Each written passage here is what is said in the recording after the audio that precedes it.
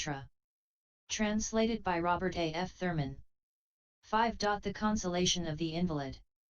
Then, the Buddha said to the Crown Prince, Manjusri, Manjusri, go to the Likavi Vimalakirti to inquire about his illness. Manjusri replied, Lord, it is difficult to attend upon the Likavi Vimalakirti. He is gifted with marvelous eloquence concerning the law of the profound. He is extremely skilled in full expressions and in the reconciliation of dichotomies. His eloquence is inexorable, and no one can resist his imperturbable intellect.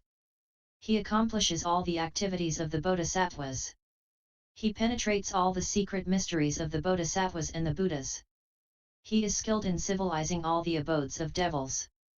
He plays with the great superknowledges. He is consummate in wisdom and liberative technique. He has attained the supreme excellence of the indivisible, non-dual sphere of the ultimate realm. He is skilled in teaching the Dharma with its infinite modalities within the uniform ultimate. He is skilled in granting means of attainment in accordance with the spiritual faculties of all living beings. He has thoroughly integrated his realization with skill in liberative technique. He has attained decisiveness with regard to all questions. Thus, although he cannot be withstood by someone of my feeble defenses, still, sustained by the grace of the Buddha, I will go to him and will converse with him as well as I can. Thereupon, in that assembly, the bodhisattvas, the great disciples, the sakras, the brahmas, the lokapalas, and the gods and goddesses, all had this thought: surely the conversations of the young Prince Manjusri and that good man will result in a profound teaching of the Dharma. Thus, 8,000 bodhisattvas, 500 disciples, a great number of sakras, brahmas, lokapalas, and many hundreds of thousands of gods and goddesses, all followed the Crown Prince Manjusri to listen to the Dharma. And the Crown Prince Manjusri, surrounded and followed by these bodhisattvas, disciples, sakras, brahmas, lokapalas, gods and goddesses, entered the great city of Vaisali. Meanwhile, the Likavi Vimalakirti thought to himself, Manjusri, the Crown Prince, is coming here with numerous attendants. Now, may this house be transformed into emptiness. Then, magically his house became empty. Even the doorkeeper disappeared. And, except for the invalid's couch upon which Vimalakirti himself was lying, no bed or couch or seat could be seen anywhere. Then, the Likavi Vimalakirti saw the Crown Prince Manjusri and addressed him thus. Manjusri. Welcome, Manjusri. You are very welcome. There you are, without any coming. You appear, without any seeing. You are heard, without any hearing. Manjusri declared, Householder, it is as you say. Who comes, finally comes not. Who goes, finally goes not. Why? Who comes is not known to come. Who goes is not known to go. Who appears is finally not to be seen. Good sir, is your condition tolerable? Is it livable? Are your physical elements not disturbed? Is your sickness diminishing? Is it not increasing? The Buddha asks about you, if you have slight trouble, slight discomfort, slight sickness, if your distress is light, if you are cared for, strong, at ease, without self-reproach, and if you are living in touch with the supreme happiness. Householder, whence came this sickness of yours? How long will it continue? How does it stand? How can it be alleviated? Vimalakirti replied, Manjusri, my sickness comes from ignorance and the thirst for existence, and it will last as long as do the sicknesses of all living beings. Were all living beings to be free from sickness, I also would not be sick. Why? Manjusri, for the bodhisattva, the world consists only of living beings, and sickness is inherent in living in the world. Were all living beings free of sickness, the bodhisattva also would be free of sickness. For example, Manjusri, when the only son of a merchant is sick, both his parents become sick on account of the sickness of their son. And the parents will suffer as long as that only son does not recover from his sickness. Just so, Manjusri, the bodhisattva loves all living beings as if each were his only child. He becomes sick when they are sick and is cured when they are cured. You ask me, Manjusri, whence comes my sickness? The sicknesses of the bodhisattvas arise from great compassion. Manjusri, householder, why is your house empty? Why have you no servants? Vimalakirti, Manjusri, all Buddha fields are also empty. Manjusri, what makes them empty? Vimalakirti, they are empty because of emptiness. Manjusri, what is empty about emptiness? Vimalakirti, constructions are empty, because of emptiness. Manjusri, can emptiness be conceptually constructed? Vimalakirti, even that concept is itself empty, and emptiness cannot construct emptiness. Manjusri, householder, where should emptiness be sought? Vimalakirti, Manjusri, emptiness should be sought among the 62 convictions. Manjusri, where should the 62 convictions be sought? Vimalakirti, they should be sought in the liberation of the Tathagatas. Manjusri, where should the liberation of the Tathagatas be sought? Vimalakirti, it should be sought in the prime mental activity of all living beings. Manjusri, you ask me why I am without servants, but all Maras and opponents are my servants. Why? The Maras advocate this life of birth and death, and the Bodhisattva does not avoid life. The heterodox opponents advocate convictions, and the Bodhisattva is not troubled by convictions. Therefore, all Maras and opponents are my servants. Manjusri, householder, of what sort is your sickness? Vimalakirti, it is immaterial and invisible. Manjusri, is it physical or mental? Vimalakirti, it is not physical, since the body is insubstantial in itself. It is not mental, since the nature of the mind is like illusion. Manjusri, householder, which of the four main elements is disturbed, earth, water, fire, or air? Vimalakirti, Manjusri, I am sick only because the elements of living beings are disturbed by sicknesses. Manjusri, householder, how should a bodhisattva console another bodhisattva who is sick? Vimalakirti, he should tell him that the body is impermanent, but should not exhort him to renunciation or disgust. He should tell him that the body is miserable, but should not encourage him to find solace in liberation. That the body is selfless, but that living beings should be developed, that the body is peaceful, but not to seek any ultimate calm. He should urge him to confess his evil deeds, but not for the sake of absolution. He should encourage his empathy for all living beings on account of his own sickness, his remembrance of suffering experienced from beginningless time, and his consciousness of working for the welfare of living beings.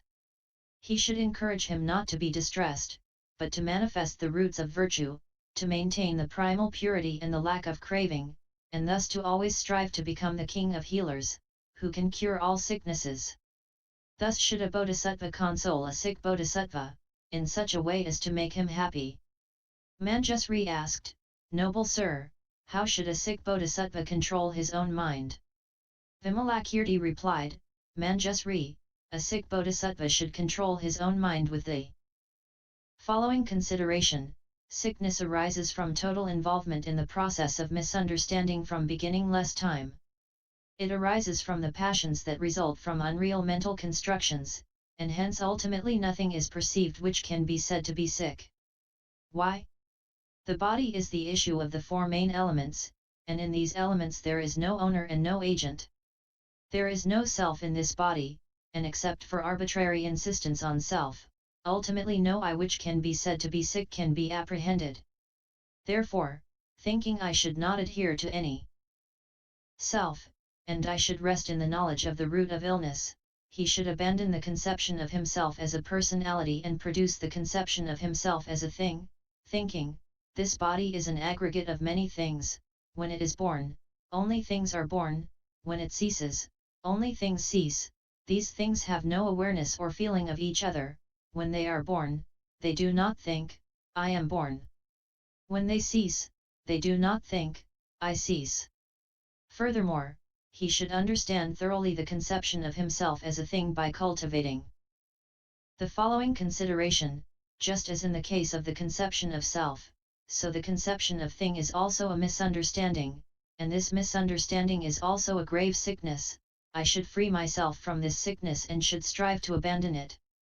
What is the elimination of this sickness? It is the elimination of egoism and possessiveness. What is the elimination of egoism and possessiveness? It is the freedom from dualism. What is freedom from dualism? It is the absence of involvement with either the external or the internal. What is absence of involvement with either external or internal? It is non-deviation, non-fluctuation, and non-distraction from equanimity. What is equanimity? It is the equality of everything from self to liberation. Why? Because both self and liberation are void. How can both be void? As verbal designations, they both are void, and neither is established in reality. Therefore, one who sees such equality makes no difference between sickness and voidness. His sickness is itself voidness, and that sickness as voidness is itself void. The sick bodhisattva should recognize that sensation is ultimately non-sensation, but he should not realize the cessation of sensation. Although both pleasure and pain are abandoned when the Buddha qualities are fully accomplished, there is then no sacrifice of the great compassion for all living beings living in the bad migrations. Thus, recognizing in his own suffering the infinite sufferings of these living beings, the bodhisattva correctly contemplates these living beings and resolves to cure all sicknesses. As for these living beings, there is nothing to be applied, and there is nothing to be removed. One has only to teach them the Dharma for them to realize the basis from which sicknesses arise. What is this basis? It is object perception. Insofar as apparent objects are perceived, they are the basis of sickness. What things are perceived as objects? The three realms of existence are perceived as objects. What is the thorough understanding of the basic, apparent object? It is its non-perception, as no objects exist ultimately. What is non-perception? The internal subject and the external object are not perceived dualistically. Therefore, it is called non-perception. Manjusri, thus should a sick bodhisattva control his own mind in order to overcome old age, sickness, death, and birth. Such, Manjusri, is the sickness of the bodhisattva. If he takes it otherwise, all his efforts will be in vain. For example, one is called hero when one conquers the miseries of aging, sickness, and death. The sick bodhisattva should tell himself, just as my sickness is unreal and non-existent, so the sicknesses of all living beings are unreal and non-existent. Through such considerations, he arouses the great compassion toward all living beings without falling into any sentimental compassion.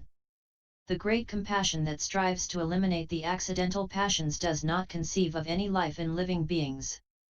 Why? Because great compassion that falls into sentimentally purposive views only exhausts the bodhisattva in his reincarnations. But the great compassion, which is free of involvement with sentimentally purposive views, does not exhaust the bodhisattva in all his reincarnations. He does not reincarnate through involvement with such views but reincarnates with his mind free of involvement. Hence, even his reincarnation is like liberation. Being reincarnated as if being liberated, he has the power and ability to teach the Dharma, which liberates living beings from their bondage. As the Lord declares, it is not possible for one who is himself bound to deliver others from their bondage. But one who is himself liberated is able to liberate others from their bondage. Therefore, the bodhisattva should participate in liberation and should not participate in bondage. What is bondage? And what is liberation? To indulge in liberation from the world without employing liberative technique is bondage for the bodhisattva. To engage in life in the world with full employment of liberative technique is liberation for the bodhisattva. To experience the taste of contemplation, meditation, and concentration without skill in liberative technique is bondage. 2. Experience the taste of contemplation and meditation with skill in liberative technique is liberation. Wisdom not integrated with liberative technique is bondage, but wisdom integrated with liberative technique is liberation. Liberative technique not integrated with wisdom is bondage, but liberative technique integrated with wisdom is liberation. How is wisdom not integrated with liberative technique a bondage? Wisdom not integrated with liberative technique consists of concentration on voidness, signlessness, and wishlessness. And yet, being motivated by sentimental compassion, failure to concentrate on cultivation of the auspicious signs and marks, on the adornment of the Buddha field, and on the work of development of living beings, it is bondage. How is wisdom integrated with liberative technique a liberation? Wisdom integrated with liberative technique consists of being motivated by the great compassion and thus of concentration on cultivation of the auspicious signs and marks, on the adornment of the Buddha field, and on the work of development of living beings, all the while concentrating on deep investigation of voidness, signlessness, and wishlessness, and it is liberation.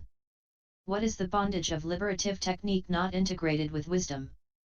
The bondage of liberative technique not integrated with wisdom consists of the bodhisattva's planting of the roots of virtue without dedicating them for the sake of enlightenment, while living in the grip of dogmatic convictions, passions, attachments, resentments, and their subconscious instincts. What is the liberation of liberative technique integrated with wisdom? The liberation of liberative technique integrated with wisdom consists of the bodhisattva's dedication of his roots of virtue for the sake of enlightenment, without taking any pride therein, while foregoing all convictions, passions, attachments, resentments, and their subconscious instincts. Manjusri, thus should the sick bodhisattva consider things.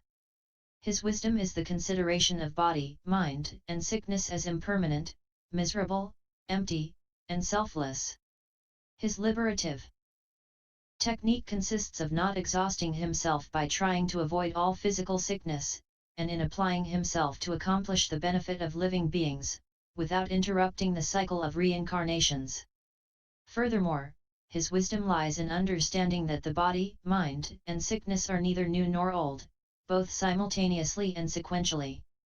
And his liberative technique lies in not seeking cessation of body, mind, or sicknesses. That, Manjusri, is the way a sick bodhisattva should concentrate his mind.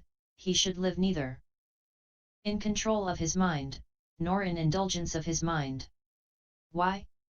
To live by indulging the mind is proper for fools, and to live in control of the mind is proper for the disciples. Therefore, the bodhisattva should live neither in control nor in indulgence of his mind. Not living in either of the two extremes is the domain of the bodhisattva. Not the domain of the ordinary individual and not the domain of the saint, such is the domain of the bodhisattva.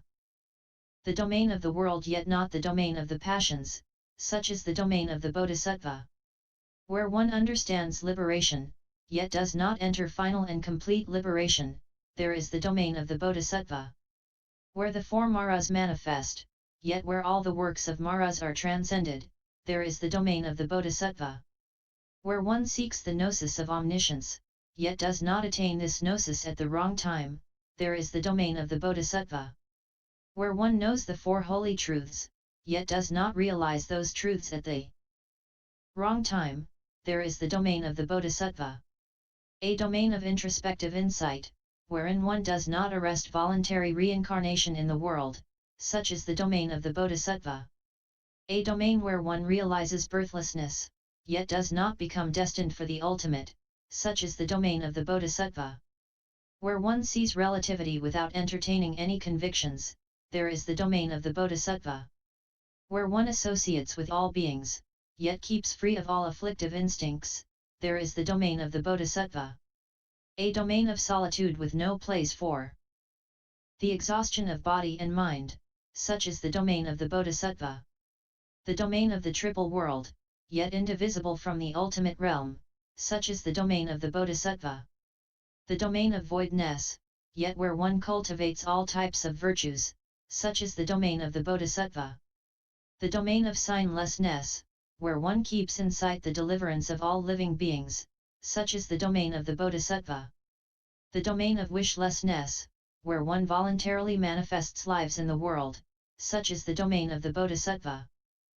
A domain essentially without undertaking, yet where all the roots of virtue are undertaken without interruption, such is the domain of the bodhisattva.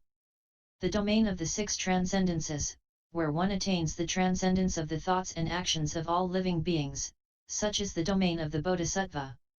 The domain of the six superknowledges, wherein defilements are not exhausted, such is the domain of the bodhisattva. The domain of living by the holy Dharma, without even perceiving any evil paths, such is the domain of the bodhisattva. The domain of the four immeasurables, where one does not accept rebirth in the heaven of Brahma, such is the domain of the bodhisattva. The domain of the six remembrances, unaffected by any sort of defilement, such is the domain of the bodhisattva. The domain of contemplation, meditation, and concentration, where one does not reincarnate in the formless realms by force of these meditations and concentrations, such is the domain of the bodhisattva. The domain of the four right efforts, where the duality of good and evil is not apprehended, such is the domain of the bodhisattva.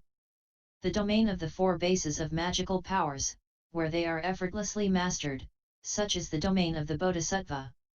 The domain of the five spiritual faculties, where one knows the degrees of the spiritual faculties of living beings, such is the domain of the bodhisattva. The domain of living with the five powers, where one delights in the 10 powers of the Tathagata, such is the domain of the bodhisattva. The domain of perfection of the 7 factors of enlightenment, where one is skilled in the knowledge of fine intellectual distinctions, such is the domain of the bodhisattva. The domain of the holy eightfold path, where one delights in the unlimited path of the Buddha, such is the domain of the bodhisattva. The domain of the cultivation of the aptitude for mental quiescence and transcendental analysis, where one does not fall into extreme quietism, such is the domain of the bodhisattva. The domain of the realization of the unborn nature of all things, yet of the perfection of the body, the auspicious signs and marks, and the ornaments of the Buddha, such is the domain of the bodhisattva. The domain of manifesting the attitudes of the disciples and the solitary sages without sacrificing the qualities of the Buddha, such is the domain of the bodhisattva. The domain of conformity to all things utterly pure in nature while manifesting behavior that suits the inclinations of all living beings, such is the domain of the bodhisattva.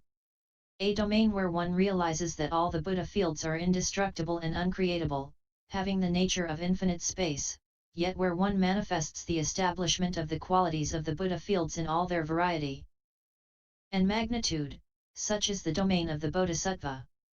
The domain where one turns the wheel of the holy Dharma and manifests the magnificence of ultimate liberation, yet never forsakes the career of the bodhisattva, such is the domain of the bodhisattva. When Vimalakirti had spoken this discourse, 8,000 of the gods in the company of the crown prince Manjusri conceived the spirit of unexcelled, perfect enlightenment. End Vis 005. Warning, empty page.